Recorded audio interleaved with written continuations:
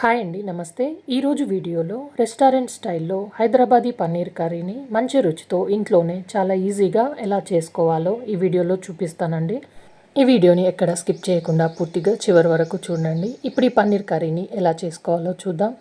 Stove మీద pan పెట్టి దాంట్లో 2-3 టేబుల్ స్పూన్ వరకు ఆయిల్ వేసుకొని నేను ఇక్కడ 250 గ్రామ్స్ వరకు పన్నీర్ని తీసుకున్నాను. ఇలా ముక్కల్లా కట్ చేసుకున్న వాటిని ఆయిల్లోకి వేసుకొని మంటని లో ఫ్లేమ్లో పెట్టి రెండు వైపులా వేయించుకోవాలి. ఇలా చక్కగా ఫ్రై చేసుకున్న తర్వాత ఈ పన్నీర్ ముక్కల్ని వాటర్లోకి వేసుకోవాలండి.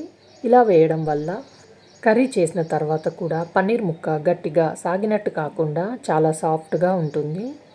ఇప్పుడు ఈ బౌల్ని ఒక 5 నిమిషాల పాటు పక్కనుంచుకోవాలి. అదే ఆయిల్లోకి 1 కప్పు వరకు ఇలా సన్నగా కట్ చేసుకున్న ఉల్లిపాయ ముక్కల్ని వేసుకోవాలి. ఈ ఉల్లిపాయ ముక్కలు లైట్ గోల్డెన్ బ్రౌన్ కలర్ వచ్చే వరకు వేయించుకోవాలండి. ఇలా ఉల్లిపాయ ముక్కలు కొద్దిగా వేగిన తర్వాత ఇప్పుడు ఇందులోకి 2 ఇంచుల వరకు అల్లం ముక్కలు, అలాగే కొన్ని వెల్లుల్లిని పొట్టు తీసుకొని వేసుకోవాలండి.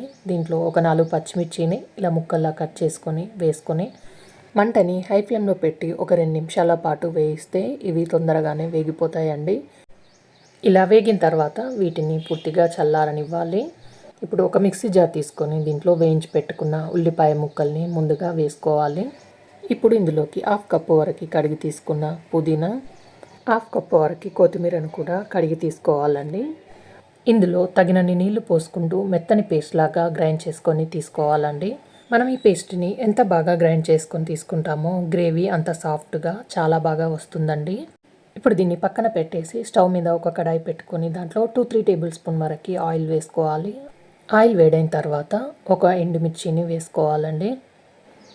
ఇప్పుడు ఇందులో 1 ఇంచు వరకు దాల్చిన చెక్క, ఒక 2 యాలకులు, ఒక 3-4 లవంగాలు, కొన్ని మిరియాలు, కొంచెం సాజీరను వేసుకోవాలి. ఇవి కొద్దిగా వేగిన తర్వాత దీంట్లో ముందుగా మనం గ్రైండ్ చేసి పెట్టుకున్న ఆనియన్ పేస్ట్ని కూడా వేసుకొని అంతా కలిసేటట్టుగా ఒకసారి మిక్స్ చేసుకోవాలి. ఇలా ఒకసారి కలుపుకున్న తర్వాత మంటని లో ఫ్లేమ్లో పెట్టుకొని దీనిపైన మూత పెట్టేసి ఆయిల్ సపరేట్ అయ్యే వరకు ఉడికించుకోవాలండి.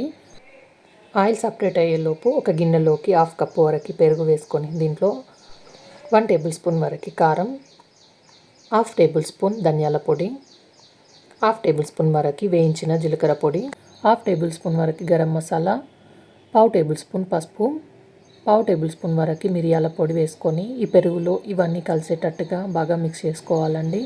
ఇలా బాగా కలిసిన తర్వాత ఇప్పుడు దీన్ని పక్కనుంచుకోవాలి. ఇక్కడ ఒక 3-4 నిమిషాల వరకు ఆయిల్ సపరేట్ అయిపోయిందండి. దీంట్లో ముందుగా కలిపి పెట్టుకున్న పెరుగు మిక్చర్ని ఇందులోకి వేసుకోవాలి. ఇప్పుడు ఇందులోకి 1 కప్పు వరకు వేడి నీళ్ళను పోసుకొని మనం పెరుగు వేసినప్పుడు మంటని లో ఫ్లేమ్లో పెట్టి బాగా కలిసేటట్టుగా మిక్స్ చేసుకోవాలి. ఇలా ఒక 2 నిమిషాల పాటు ఉడికించుకోవడం వల్ల మసాలాలోకి పెరుగు మిక్చర్ బాగా కలిసిపోతుంది. ఇందులో ఆయిల్ కొంచెం నాకు ఎక్కువగా అనిపించిందండి, మీరు కావాలంటే తగ్గించి వేసుకోండి. ఇలా ఒక 2 నిమిషాల పాటు ఉడికించుకున్న తర్వాత దీంట్లో ఇప్పుడు 2 టేబుల్ స్పూన్ వరకు పాల మీద మీగడ వేసుకుంటున్నాను.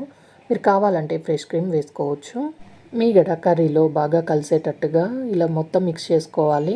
మీగడ కరిగిపోయిన తర్వాత దీంట్లో ఇప్పుడు రుచికి సరిపడా ఉప్పు వేసుకోవాలి. ఇక్కడ నేను 1 టేబుల్ స్పూన్ వరకు ఉప్పు వేసుకుంటున్నానండి. ఉప్పు వేసుకున్న తర్వాత ఒకసారి కలిసేటట్టుగా మిక్స్ చేసుకోవాలి. ఈ టైంలోనే వేయించి పెట్టుకున్న పన్నీర్ క్యూబ్స్ని ఇందులోకి వేసుకోవాలి. వేసుకొని నెమ్మదిగా కలుపుకోవాలండి. పన్నీర్ ముక్కలకి మసాలాలు పట్టేటట్టుగా మిక్స్ చేసుకోవాలి. ఇప్పుడు దీనిపైన మూత పెట్టేసి మంటని లో ఫ్లేమ్లో ఉంచి ఒక 5 నిమిషాల వరకు ఉడికించుకుంటే సరిపోతుందండి. మరి పన్నీర్ని ఎక్కువగా ఉడికించని అవసరం లేదు.